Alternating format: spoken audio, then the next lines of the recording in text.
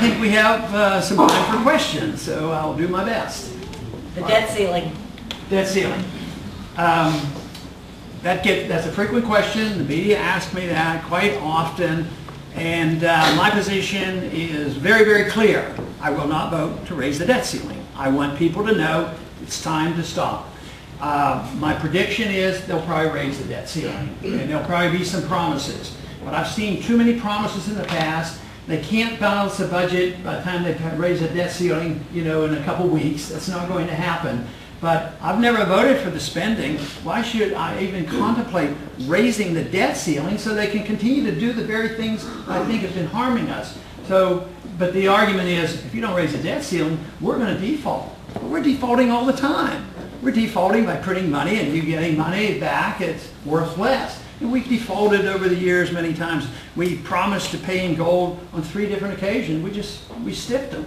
Whether it was, during the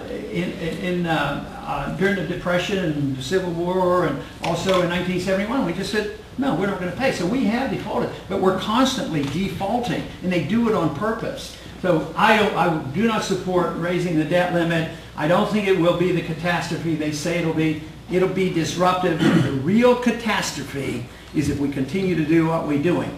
So one suggestion I've made is, on the paper, part of the national debt is the money that we're supposed to be owing, $1.6 trillion, to the Federal Reserve. But why do we owe the Federal Reserve? They just printed that money. And we have to put that on our books as part of the debt and pay the Federal Reserve interest, which some of it does come back to the Treasury. But why play that game? If you needed the money to convince the world, people who are holding our bonds, and not stop sending them their payments and their interest and all, you could quickly adjust that by just changing the monetary policy a little bit. I'm not talking about changing the whole system, but just saying, why is that part of our debt? We shouldn't have to. If we go into bankruptcy, nobody's going to pay off the Federal Reserve. I mean, what are they going to do with it in the midst of a bankruptcy? So there's a lot of things to do. It wouldn't be that bad. They'll use scare tactics. They'll tell you it's the end of times if we don't do it just like they did. If we didn't go to war in Iraq, they were going to bomb us with nuclear weapons. The emergency came up a couple years ago, and they said if we don't bail out everybody, we'd have a depression. Well, the poor people got depression, and the Wall Streeters got bailed out. And now they're saying if you don't raise the debt limit, it's going to be critical. It'll be serious, but it's going to be much worse if we keep raising the debt limit and destroy our dollar.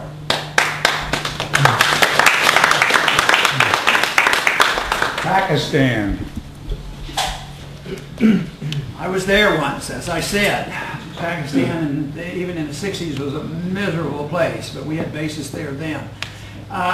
Pakistan is it is the worst example of our foreign policy, almost, I guess.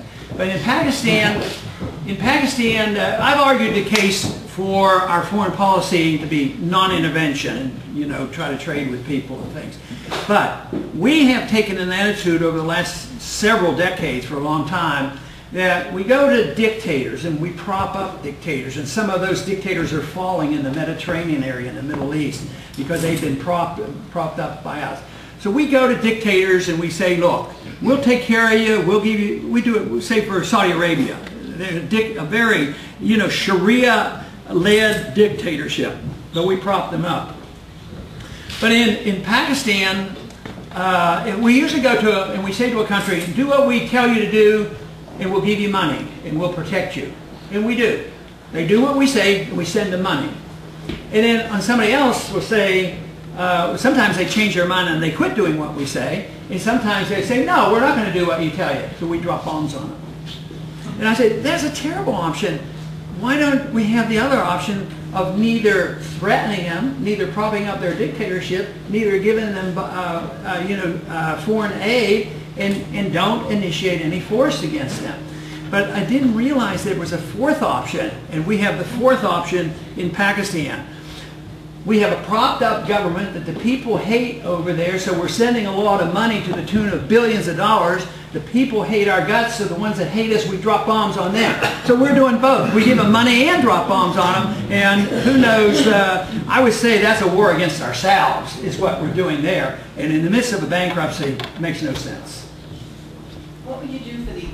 far as the FDA and drug approval to speed up the approval of drugs, as well as research and development, spreading the costs across all companies, not just the people? Well, there's a lot we could, you can do bureaucratically to improve that, but the system is bad. The system is very bad because some people accuse me and they say, well, you believe in the free market, that means there's no regulations.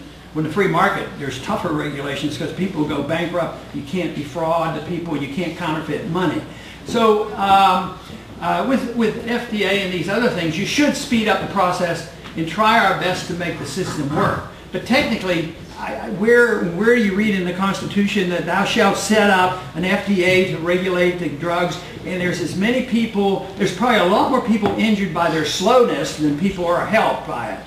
It's like, do you think we wouldn't have some type of a testing laboratory crop up and help the people out and help the doctors out and tell what drugs are best? Besides, the agencies of regulations that are involved usually get controlled by the special interest. So the drug companies are very much involved with some of these regulations because there's big money in it. There's an announcement by the FDA and you can either kill a stock or have a stock shoot out. That wouldn't happen in the free market.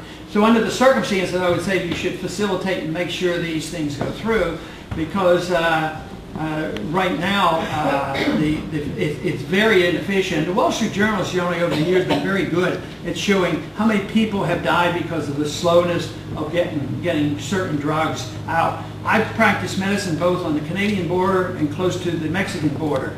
And on both occasions, I would have patients that would go in both directions to buy medications off the counter that were prohibited from being bought here. And both patient and doctors were willing to use these medicines, so there's a lot of interference that I think is unnecessary. Dr. Paul, as a parent, my son's 7 out there, and I worry about education. Because in Texas, they and other states have been cutting back on education. What's your feeling on education for the future? Well, the first thing I do is I get the federal government out of it. No authority for it, and unfortunately we keep increasing the size of the Department of Education, but we don't need the Department of Education. We don't need the federal government involvement. What we should do is do our very best to give you choices. And if you had the federal government out, then the choices would be more local. But one thing you could do at the federal level that I have bills introduced, that let's say you choose maybe private education or home education, then you could get a tax deduction for what you spend or a tax credit for what you spend. Right. So I think that could be very helpful.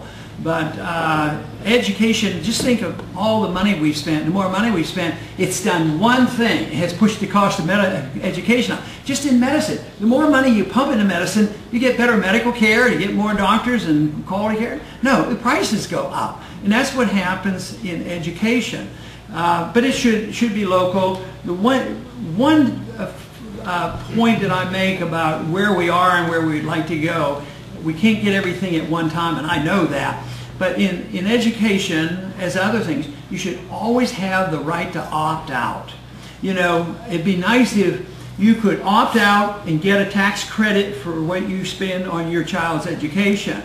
But there was a time in the 80s, and they'll still be around, some people resent the fact that you might opt out, and they want you in the government system.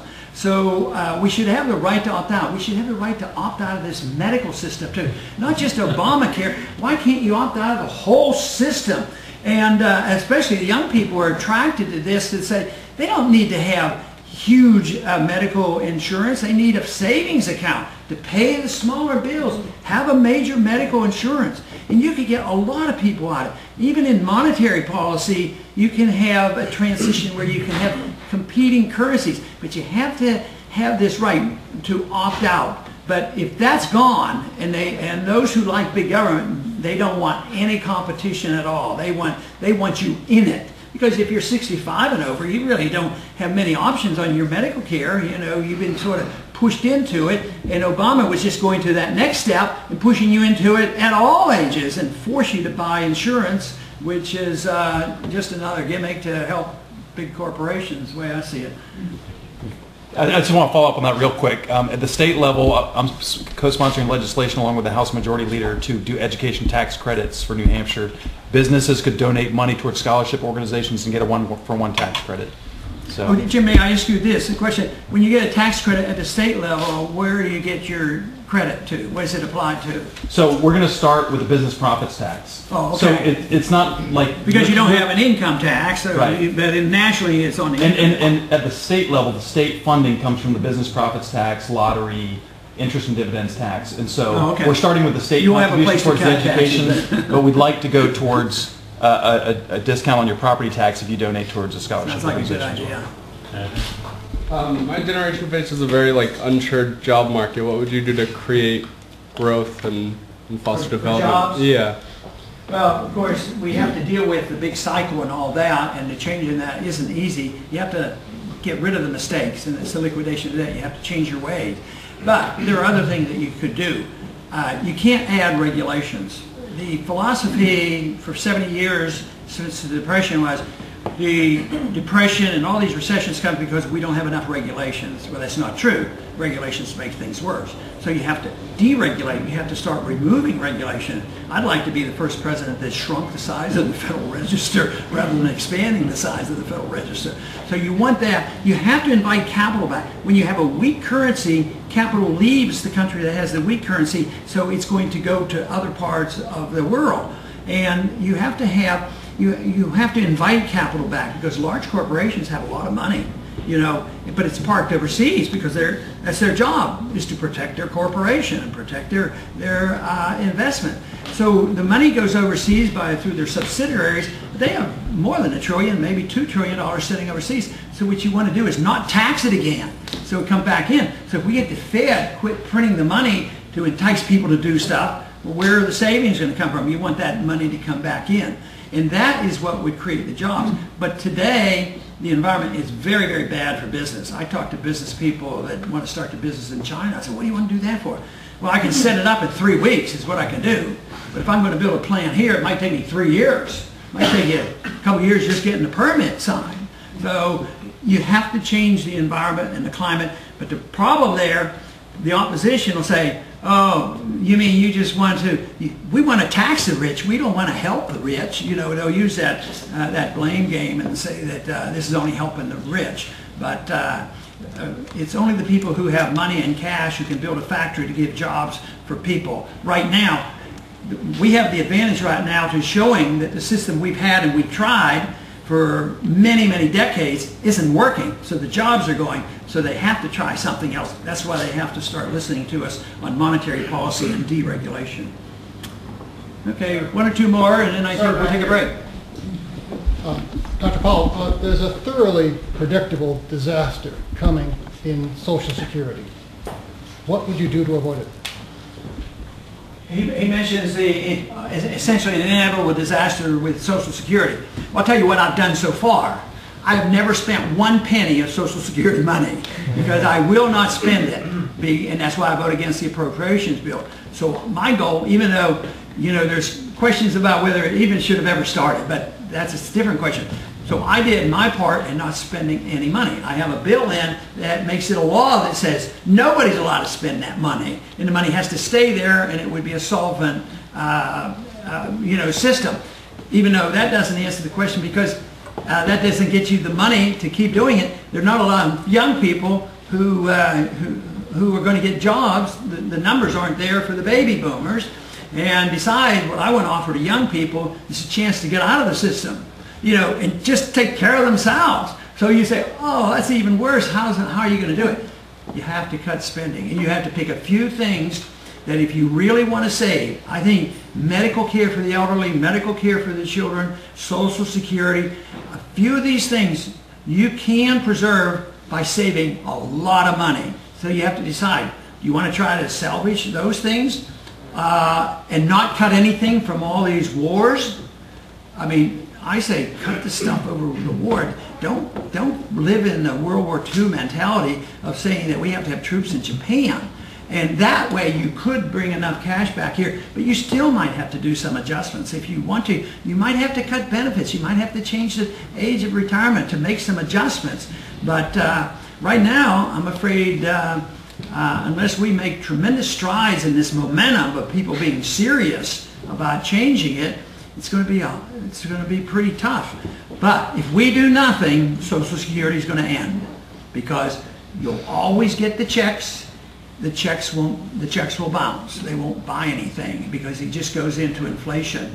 And that's the only thing that they know in Washington for everything, whether it's bailing out Greece, or bailing out Social Security, or bailing out the banks. Everybody gets bailed out because people still have this trust in our machine, our dollar.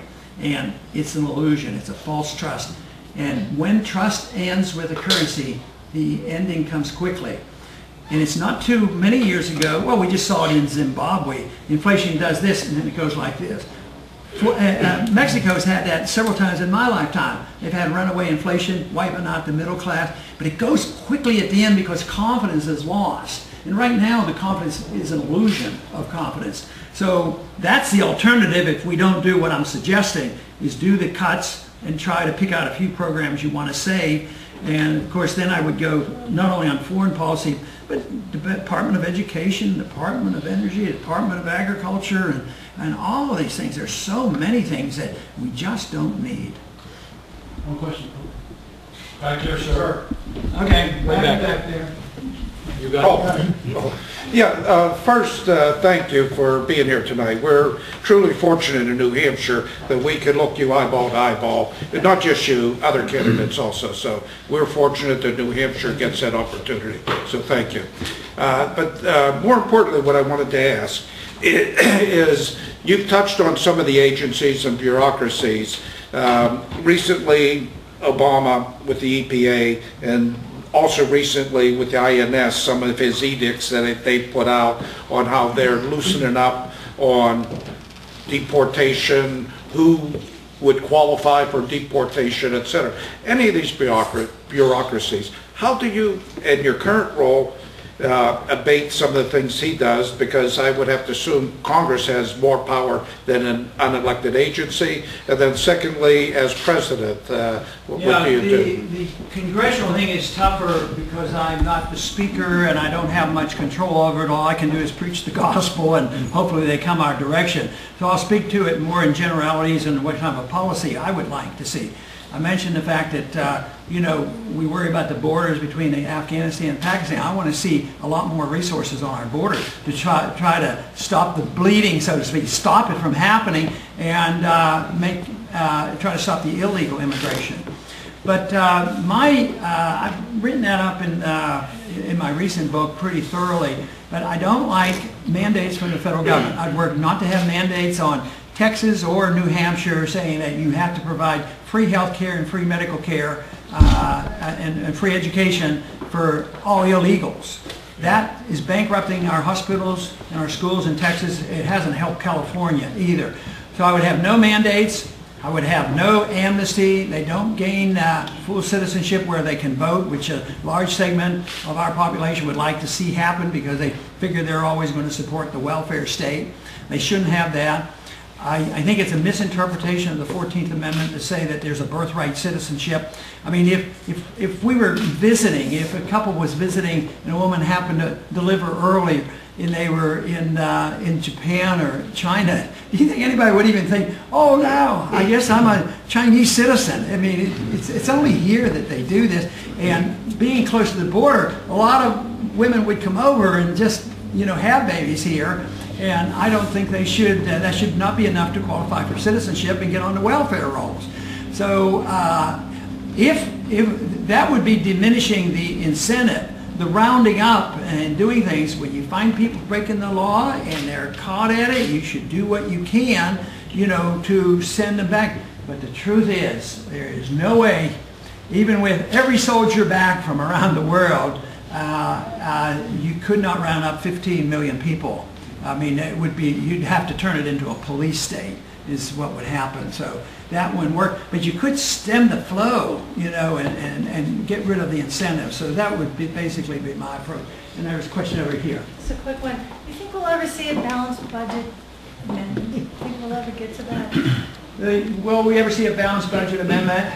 If it is, my question is why would they obey it? You know, presidents do what they want. They don't obey the monetary provisions of the Constitution. They don't obey, they mock. Obama mocks the whole idea about how you go to war. So government's out of control. But I would vote for a balanced budget amendment. But back to the monetary issue, that's one way to get around the whole thing. The Federal Reserve spent more money than the Congress did. Trillions of dollars, and 1/3 of it went to foreign banks. So it's a massive problem, and that's why you have to address the whole thing. But a balanced budget amendment, if it would pass, I think would send a message, and hopefully we would get the right kind of people in Washington. That means a lot of more new people in Congress, so they live up to this. And they're getting a little more backbone right now, but I'm not too sure that they're going to stand up and do the cuts in what's necessary. We still need a lot more help.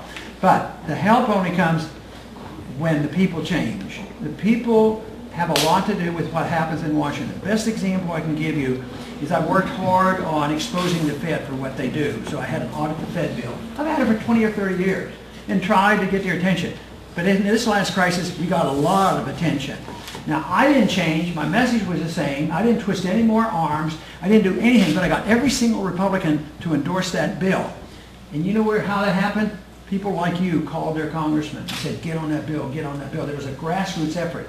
So in spite of the frustrations, it is still good to know that the prevailing attitudes of the people have a lot to do with the type of government. Right now we're shifting from the blind endorsement of war forever and entitlements forever. Entitlements are rights. That is changing. So if the people change, it's much easier for us in Washington to change things as well. But I think you need somebody to lead the charge, and that's what I would like to do. Thank you very much.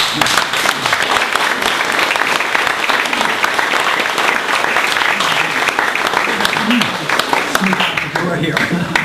Come on, just... I wanted to make a few introductions also that I failed to do at the beginning. First off, with the camera, Alan Glassman, and we've got his wife Jan Glassman. So Alan is the Barnstead-Alton GOP chair, the Belknap GOP chair, and he's our area chair. And next election cycle, he's going to be the GOP chair, so he's going to take over the GOP. We also have Rob Malone, who is from Alton, and if you live in Gilford, he is one of your state reps. He's been a great vote in the House, and so you get a chance to say hi to him. We've got Mark Ward, I don't know if he's around, he's from Goffstown, a state rep. Yeah, back and back laughing. And then we have Norman Tregenza from Madison. So I want to thank the state reps for coming here tonight. It was a pleasure to have them. And thank you, Dr. Paul. This is my Thanks again. And I'll be around if people have questions on the state Senate stuff too as well, or about Dr. Paul.